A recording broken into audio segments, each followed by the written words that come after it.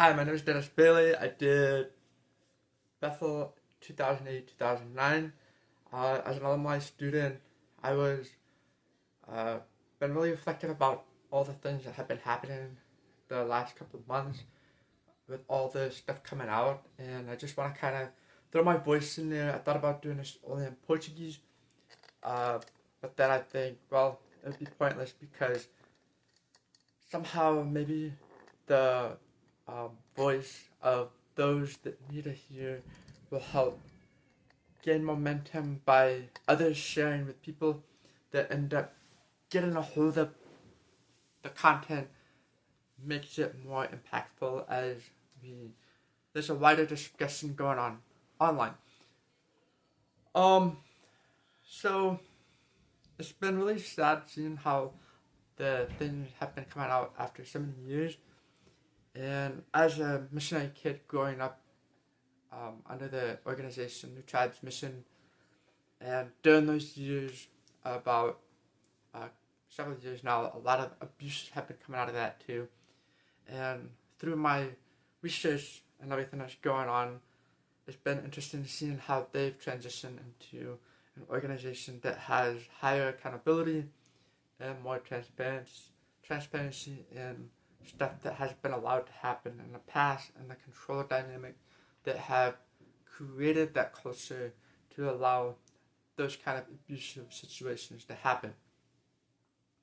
And basically, what I want to bring out here is I've, I've been really paying really close attention to Bill Johnson and the leadership's voice and the way they articulate how things are said.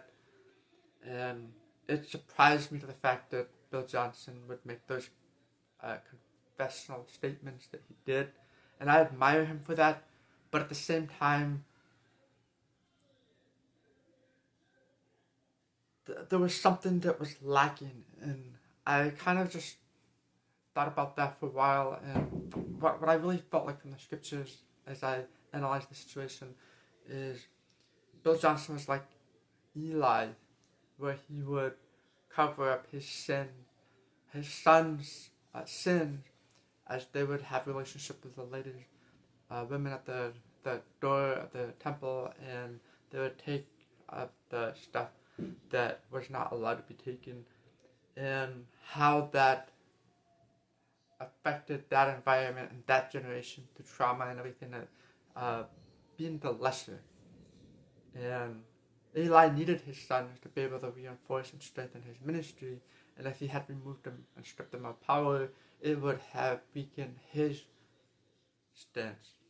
And so I really hope that as this continues on, and I got a letter, an email saying that Bill Johnson was going on a sabbatical, and it was already been planned like since 2005, July of 2025.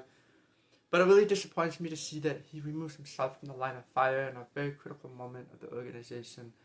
And my hope is to see that he leaves the sabbatical and he assumes his responsibility as the leader.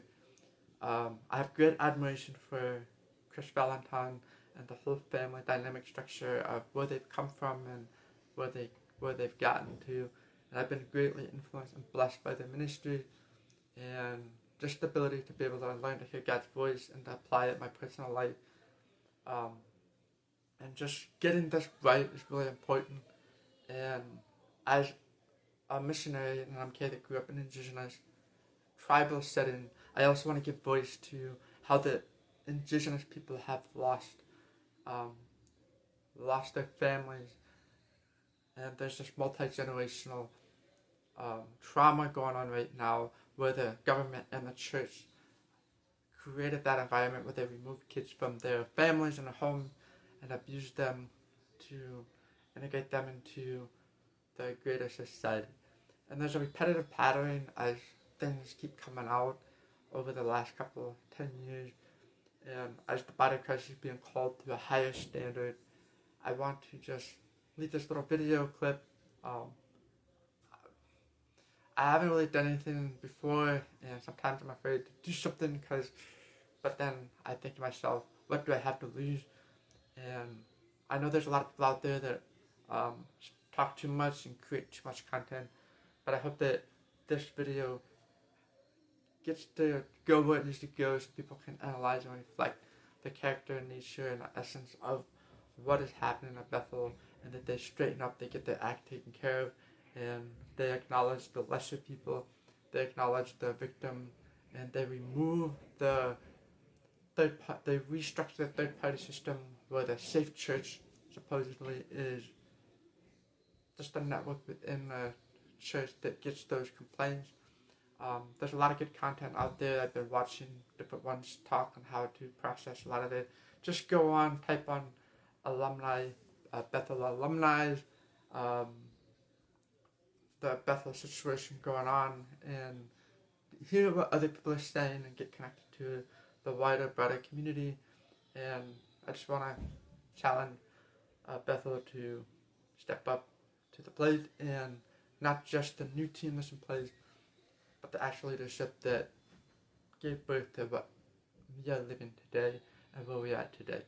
To be a standard and an example, and not just denouncing or foremen that they supposedly platform, but also getting things done right, and as if they can look at what other organizations have done, like New Tribes Missions is a great reflection. Bowson Board as a missionary agency that would reach the unreached. They've actually practiced where they would have boarding school and dorm parents would abuse missionary kids. And we see the same practice done for adults, indigenous people with children being taken out of their homes and taken to boarding school. And so we see once again a school structure taking advantage of people that are lesser. And so we need to be a voice for those, speak up for them, and may all those out there that have been damaged and through any mechanism find peace, find healing. And there's a great phrase, a wonderful phrase that I have: that which hurts us will also heal us. The people that hurt us, communities that hurt us, we also find healing in community, and oftentimes it's not in the toxic environments that we came from. So I hope that you find your healing and on your journey with the Lord and not get lost through all of this. It's sad to see all the scandals that have been happening the last couple of years, but may the bride of Christ be purified and live up to a higher standard that Jesus died for. Blessings and over and out.